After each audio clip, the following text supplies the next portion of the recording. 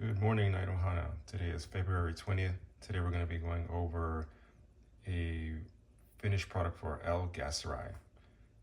L.Gasseri is one of, I believe it's the 3 keystone probiotics that Dr. William Davis recommends. We've been talking about L-Reuteri. L.Gasseri is the second one, and I think B-coagulant is the third one.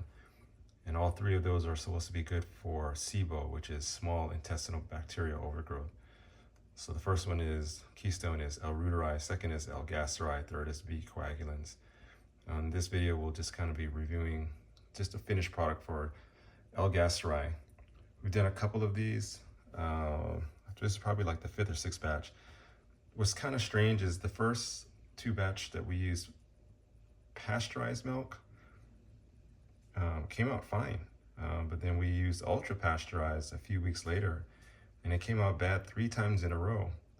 So not quite sure what happened there. Again, we used ultra-pasteurized for that one.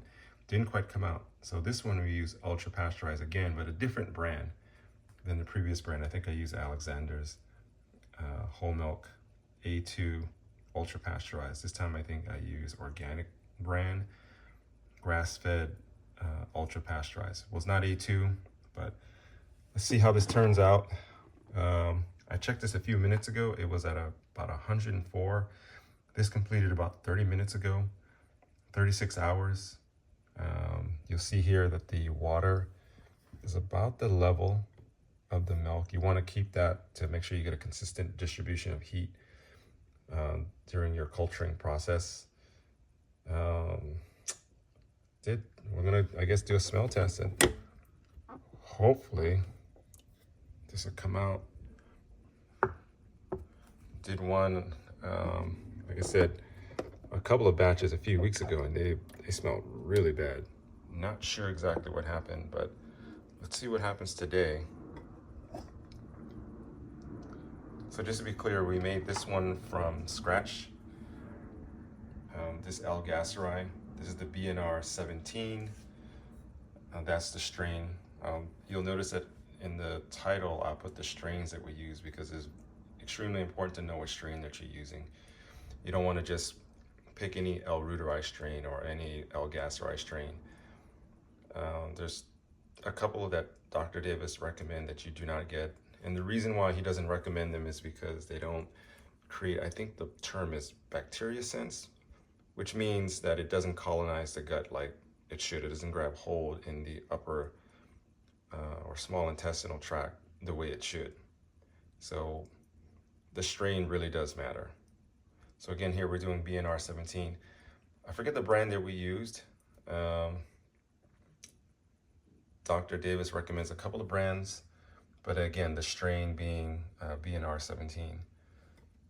So right off the bat here, you can see there's a little bit of separation. Again, we made this from scratch, not from batch. Scratch meaning that you did it from tablet or from capsule. So both of these were done, same batch.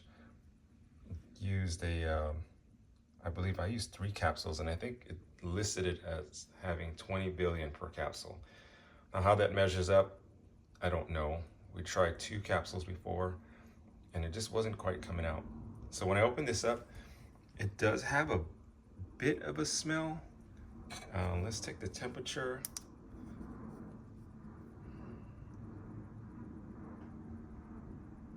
Let's see here, it's excuse the water, it's about 95. This completed about a half an hour ago. So once this thing turns off, it does drop quite quickly. So we're at about 95 on this one. Again, you're supposed to see a little bit of separation on your first batch. So I do see a little bit of separation here, not a big deal.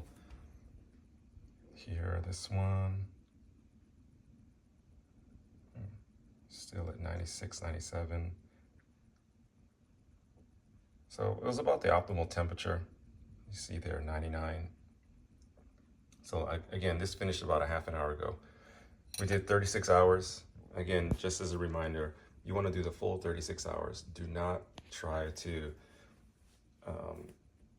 cut it off like early, or you can lose the multiplier effect or exponential multiplier effect, however you want to look at it. but 36 hours is the recommended time frame. Not 35, not 34, but 36 hours. Just make sure that your batch is at temperature, you know, roughly. If it's kind of cold, then it's probably going to slow it down by probably 3 or 4 hours because it doesn't have to take time to be brought up to temperature. So with the smell here, I do notice there's a bit of a smell. It doesn't smell like really bad, but I don't recall that this smelled like the first time I made L.Gasseri. To be honest, I'm not sure if I'm gonna keep it or not. What I'm probably gonna do is put it in the fridge, do a taste test, and just see how it goes, and I'll let you all know. But again, this was made from scratch, meaning tablets, so we are gonna get some separation here. It doesn't seem like a whole lot. You don't see anything on the bottom. Containers were sanitized. That's an air pocket down there. Maybe a little bit of separation down there, but it's not a whole lot. I think I set it at 95 degrees on the yogurt maker. Again, the temperature that you set it on the yogurt maker, it needs to ensure that your yogurt or dairy, cultured dairy, needs to be between 98 and 102 degrees. So again, you might need to set it differently. Maybe you need to set it at 92, maybe you need to set it at 100.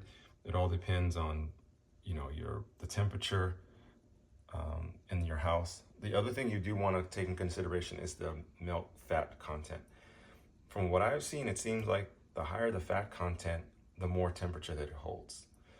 And the less fat content you have, the lower the temperature.